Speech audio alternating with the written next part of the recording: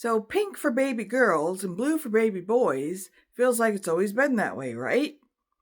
No, it's actually fairly recent. That didn't start until about the 1950s.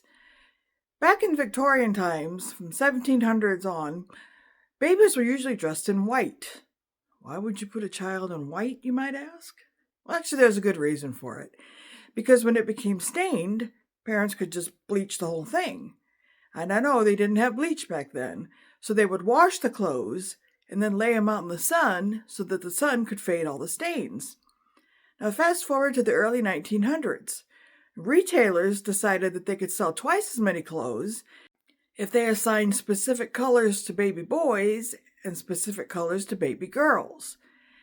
So in the early 1900s, they decided, and I'm not sure why they decided on this, they decided on pink and blue. And originally, it was supposed to be that pink was for boys because it was a diluted form of red, which they saw as a strong color, and blue was supposed to be for baby girls because blue was seen as calm, and in a lot of religious art, the Virgin Mary was wearing a blue robe. So for a long time, retailers went with blue and pink for boys and girls.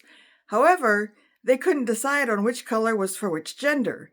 So some retailers were saying blue for girls and pink for boys, and some retailers were saying pink for girls and blue for boys.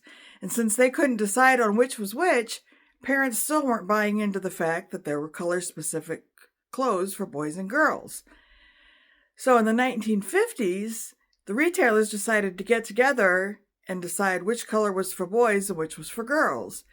Now, in the 1950s, Eisenhower was president of the United States, and his wife, the First Lady, Mamie Eisenhower, was often seen wearing pink in public because that was her favorite color. So retailers decided to emulate the First Lady and say that pink was for girls and blue was for boys. And then that's just kind of stuck until current day. So if you owned a retail store in the early 1900s, what colors would you have picked for boys and girls? Would you have gone with pink and blue? Would you have gone with something else? Let me know your thoughts in the comments below. And if you like my content, please share my videos. It really helps me out. And don't forget to subscribe and turn on notifications so you never miss an episode of Brain Nuggets Club. Thanks for watching.